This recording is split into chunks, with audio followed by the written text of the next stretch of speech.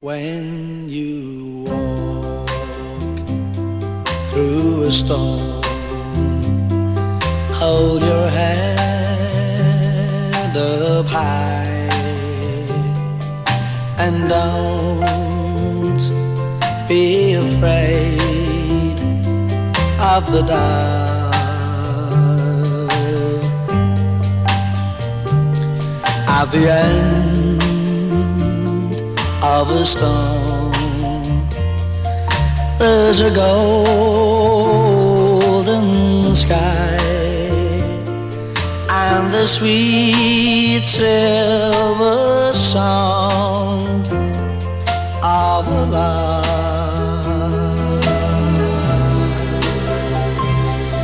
Walk on through the wind, walk on through the rain, for your dreams be tossed and blown.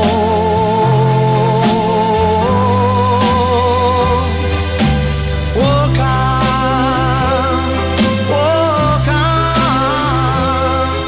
with hope in your heart, and you'll never walk alone.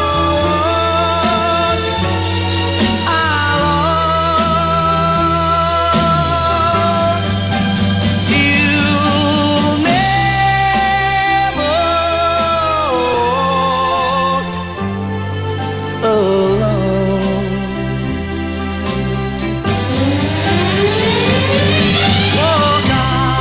alone. Walk on with hope in your heart, and you'll never walk alone.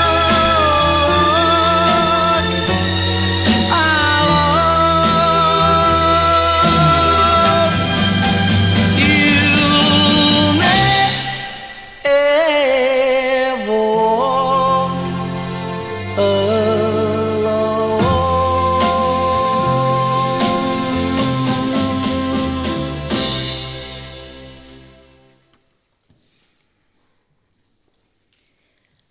I read of a man who stood to speak at the funeral of a friend. He referred to the dates on the tombstone, from the beginning to the end. He noted that first came the date of birth and spoke the following date with tears. But he said what mattered most of all was the dash between the years. For that dash represents all the time he had spent alive on earth, and now only those who really knew him know what that little dash is worth. For it matters not how much we own, the cars, the house, the cash. What matters is how we lived and loved, and how we spent our dash. You all know how Alan lived his dash, with honesty, hard work, service to others, and total love and commitment to you all. So we've come together this afternoon to celebrate the life of a much-loved husband, father, grandfather, great-grandfather, and friend, Alan Francis Phillips. But before we do anything else, it's important to acknowledge something honestly. Even though Alan would tell us not to make a fuss, even though he wouldn't want tears, grief doesn't work to instructions, and it shouldn't have to. For those who loved him deeply, especially Coral, after 58 years of shared life, shared moves, shared laughter, and shared every moments, today is not simple. It is tender. It holds absence as well as love. It holds sadness alongside gratitude.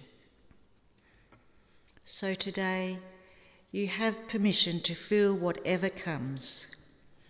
If you need to shed a tear, that's okay. If a story makes you laugh, that's okay too.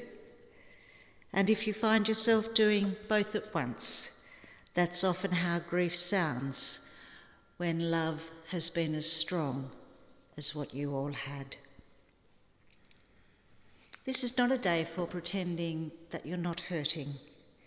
It is a day to hold the memory of Alan with honesty, warmth, and care for one another, exactly the way he lived his life. And with that spirit, we celebrate Alan both here in the chapel and online. And I welcome all those who are viewing online, especially granddaughters Maddie and Chelsea in Western Australia, and Sister Dorothy and her family, Sharon, Stephen and Shane. We celebrate Alan's life not with formality or solemn ritual, but with truth, affection and a little humour along the way, because that's how he would have wanted it. If he were here right now, he'd probably be checking his pockets, pen, paper, hanky, making sure he had everything, and then he'd be wondering why you were all here. But let's do what he'd appreciate most. Tell the story honestly, warmly, and simply get on with it. Alan was born in Western Australia on the 4th of December 1947 to Mabel and Cyril Phillips, the youngest of two children. He arrived early and weighed just 4 pounds 2 ounces, small but determined. That determination never left him. He grew up in Perth, attended Vic Park Primary School, and found early loves in football and practical work. When he reached the leaving age, he left school and went straight into the workforce, starting with the railways. He trained as a blacksmith welder, working in that trade for about 15 years. He was always practical, capable, and reliable, a man who learned by doing. And although he was a jack of all trades and largely self-taught, there was one clear rule. Alan did not work with wood. He later joined Telecom, first as a linesman and later moving into the office, teaching others the trade. This job came with frequent relocations, moves every 6 months or so. Once he was married and had children, moving simply became part of their lives. Over 58 years of marriage, Alan and Coral lived in an impressive 34 homes. There were many locations, including Port Hedland and even New Guinea. One house inspection involved Coral and the girls discovering a snake already living there. Coral, being decisively practical, found a broken cricket bat and dealt with the situation well before Alan arrived. As usual, he got there just in time to see the job already done. At 55, he took voluntary redundancy from Telecom. He didn't slow down. Instead, he worked in lawn and garden maintenance for the Netherlands Council, leaving behind immaculately kept lawns. And then similarly, his cars were kept spotless. His lawns pristine. To him, standards really mattered. Family was the centre of Alan's life. He and Coral married on the 31st of August 1968 after a determined courtship that included a 3-month break where Coral told Alan to go away and grow up. He did exactly that, and then they built a marriage that lasted 58 years. Their children arrived in quick succession: Janelle in 1969, Michael in 1970, and then a bit of a gap before Kerry in 1975. During those years of raising a young family, Alan sometimes worked 3 jobs at once, and he did that for around 15 years just to keep food on the table. He never, ever complained. It was simply what needed to be done. But despite working hard, he also knew how to be a dad. He supported the girls, or the children, in their sports and activities, and family time was really important. From 5 o'clock every evening, the family would gather to watch good, wholesome family shows on the telly, right up until 7:30 bedtime. When friends came over for card nights, the adults played while the kids played board games together. The girls often said those evenings were simply perfect. Alan was genuine. What you saw was exactly what you got. He was soft-hearted, selfless, and a deeply, deeply devoted family man. He always had nicknames for everyone. He loved to joke, especially the old classics, the finger-moving gag, which I wish I could do, but I can't, or the old "what's that on your shirt?" followed by a gentle clip around the ears when you look down. But one of the most telling expressions of Alan's selflessness was the way he gave his time to others, often without fuss or fanfare. Many will remember the trips he made driving patients to Hobart for medical treatment, simply because they needed help and he was willing to offer it. Those long journeys were made in Alan's much-loved 1976 V8 Fairlane, music playing, the car smooth and comfortable, more like sitting in a lounge chair than travelling down the highway. People would often ask for Alan to be the driver, not just for the comfort of the car, but for the kind, calm reassurance he brought with him. Those miles on the road, which were also around Somerset and Burnie, those miles would allow Alan to give something far greater than transport. He gave care, dignity, and companionship when it was most needed. He loved sending birthday and Christmas cards with tiny drawings hidden inside. One year, he sent Kerry a card with no picture in it at all, and she spent hours trying to find it. And as I said earlier, he always carried a pen, some paper, and a hanky. Always. And every time before he left the house, Coral will ask, "Have you got..." "Yes." "Have you got..." "Yes." "Have you got..."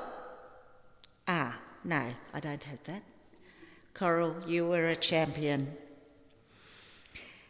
He enjoyed a few drinks with his mates after work at Telecom. Always good company, always happy when heading home. Coral, however, was not always that happy when he headed home. He loved his lawn bowls, playing for more than 50 years in Western Australia and Tasmania. In Janelle's early days, watching him, he was very strict. He was focused, he was precise, and he was keen on doing things properly, and keen that she did the same, sitting quietly to watch the bowls. He loved cars, especially Fords.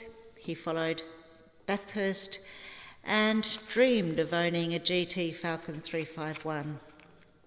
He never did, except for the one gifted by his sister, which now sits proudly here on his coffin.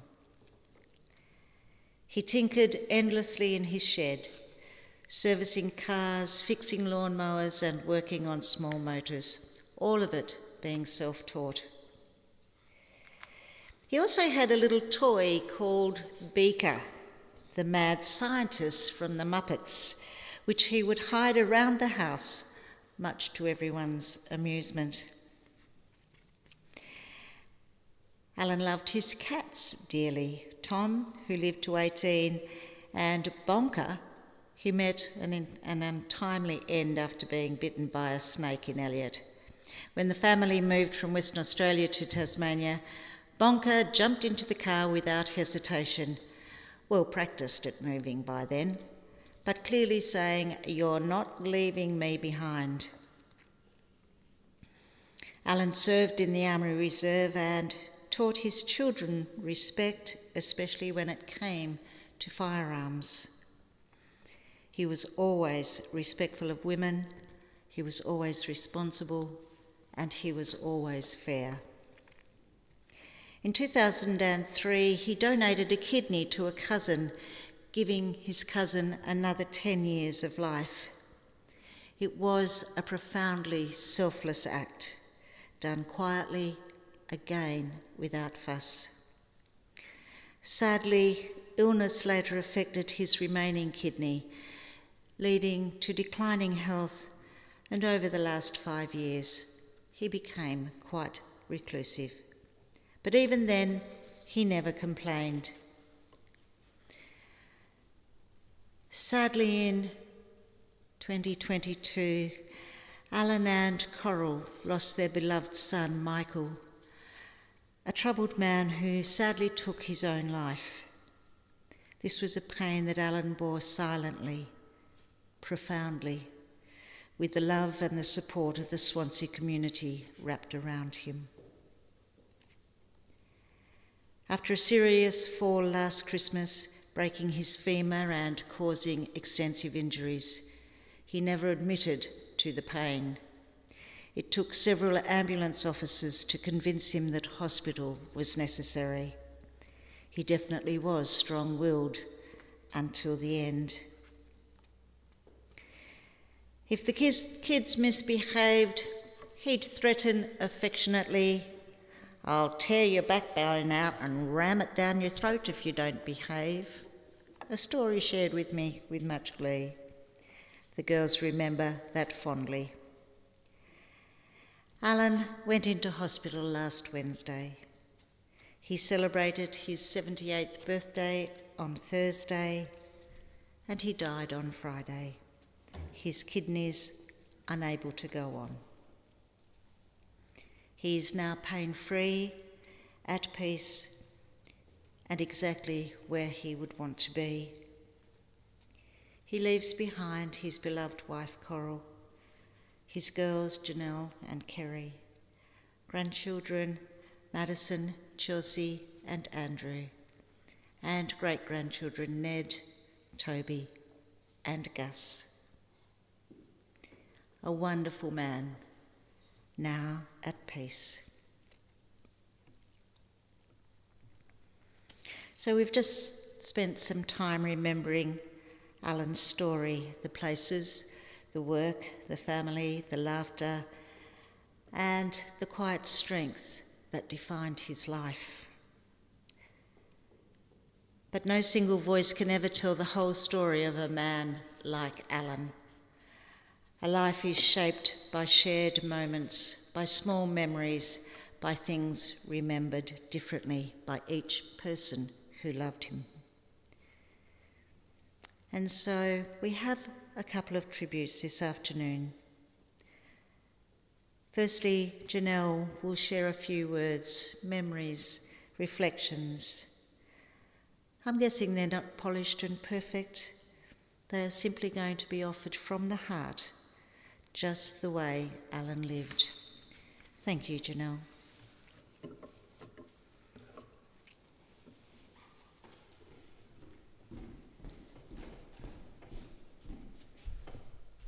It's already there. Just a few. There's a few glasses of water here. Okay.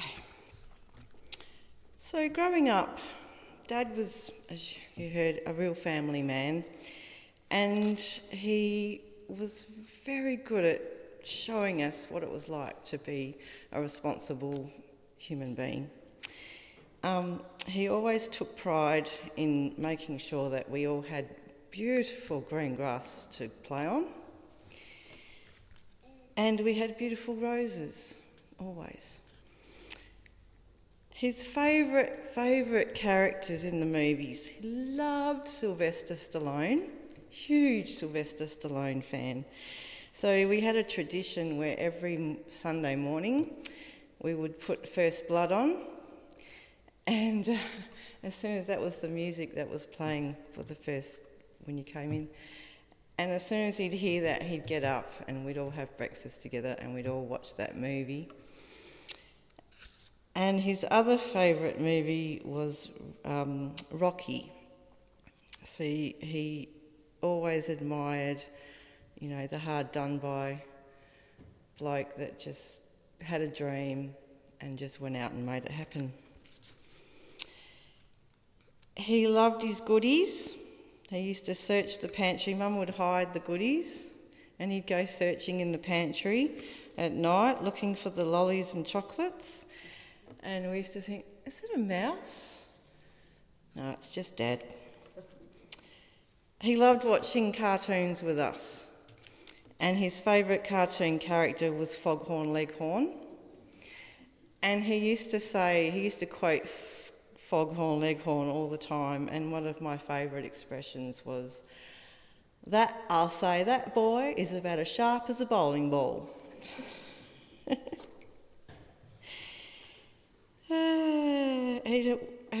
He loved the football.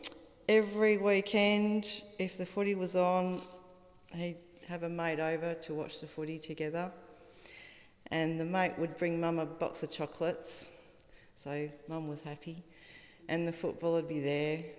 And when my son Andrew became a professional football player, he was so proud. Okay, things that Dad taught me.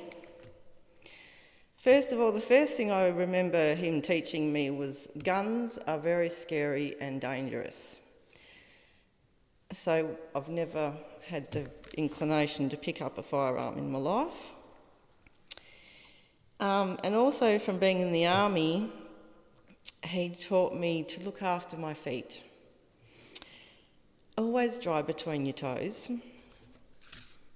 And your feet will carry you forever if you look after them.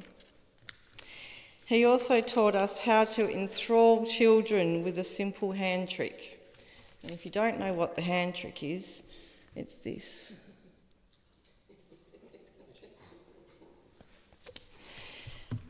He also taught us how to keep our car running. He instilled in us the importance of keeping our car safe.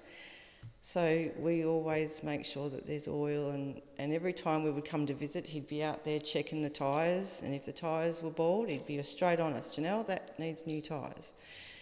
So we've got a pretty well good sense of keeping our car safe. He taught us about our relationships with other people. And he used to say, people only treat you bad if you let them. The phone is for my convenience, not the caller's. All problems have a solution. Be part of the solution, not the problem. And if you have a dream, you can make it happen. Thank you.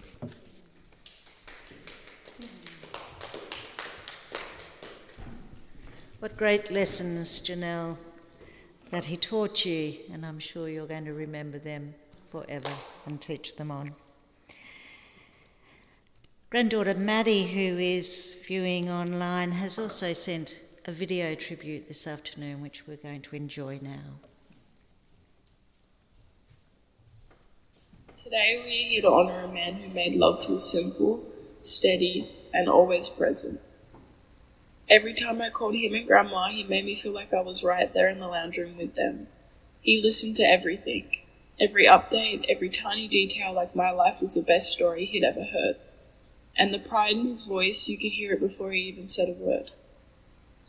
Granddad had this way of turning the smallest things into memories that stay with you forever. Like the animals he would draw on our birthday cards, hiding them somewhere for us to find. It didn't matter how old I got, I still searched for them with the same excitement as I did when I was little. It was his gentle, funny tradition. Something only he would think to do, and something that made every birthday feel a little bit more magical. And then there was Beaker, the toy we used to hide around the house just for the joy of finding him again. Granddad loved that silly little game. Those moments showed exactly who he was, light-hearted, joyful, and always ready to make memories out of nothing more than a bit of fun. And he was funny, effortlessly funny. He'd put his finger near my face, grin, and tell me, "Look at him," even though there was absolutely no reason except to stir me up. And of course, I always fell for it. He'd laugh like he pulled off the joke of the century. That laugh, that smile, I would give anything to see again. But beyond the jokes and the games, what I remember the most is his strength. He was the strongest man I know. Even when things were hard, even when he was hurting, he still smiled. He still cracked jokes, he still made sure I felt okay. His strength wasn't just in how he lived, it was in how he loved. Quietly, steadily, and unconditionally. Some of my earliest and safest memories are of him reading me books. He didn't just read the words, he made them come alive. He made me feel treasured, he made me feel held. Those moments built the foundation of what love feels like to me. Losing him feels like losing a part of my heart, a part of my home, but the memories he gave me, the phone calls, the drawings, the laughter, the beaker games, the soft moments, the proud moments, and so many more, those are the things I will carry with me for the rest of my life. He was the best granddad. Truly. The kind who didn't need to be close by to leave a deep mark on your life. The kind who made every conversation feel important. The kind who loved loudly, proudly, and with gentleness that is so rare in this world. Thank you, Granddad, for every smile, every laugh, every game, every story, every moment you made me feel like I mattered. I will miss you forever, and I will always be proud, so proud, to be your possum.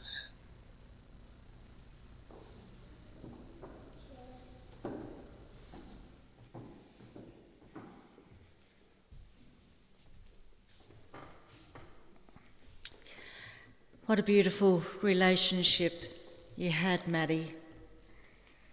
Very special with Grandad. Memories forever. Photographs are a great way of tracing a life through images, the stages, the faces, the moments both big and beautifully ordinary. As our photographs play today, let them take you where they will. You might remember a particular day, a look, the beautiful smile that Maddie just referred to, a laugh or a quiet moment that you shared. You may feel joy, sorrow, or something quite gentle and wordless.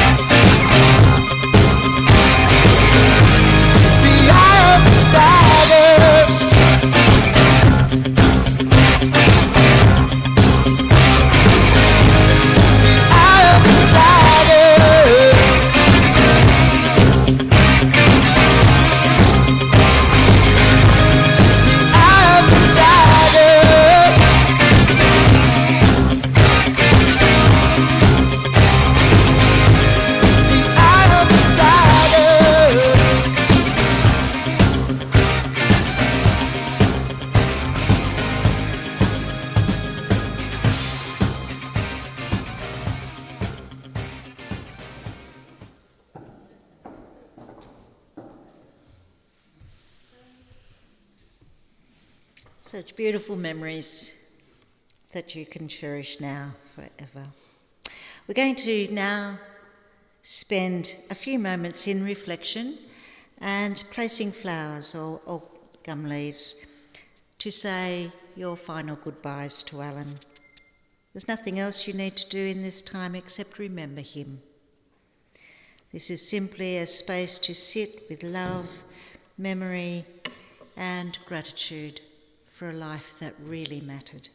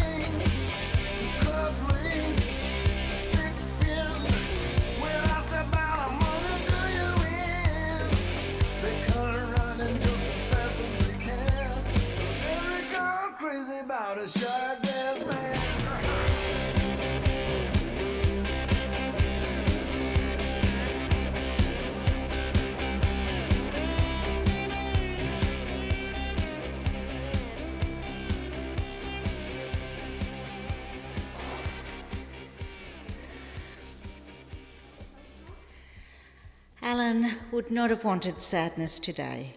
He would want the laughter, the stories, and the moment of quiet appreciation we've just shared today. Appreciation for a man who lived with integrity, responsibility, humour, and love. A man who started life at just 4 pounds 2 ounces and lived it with quiet strength and unwavering determination. I invite you now to stand if you are able.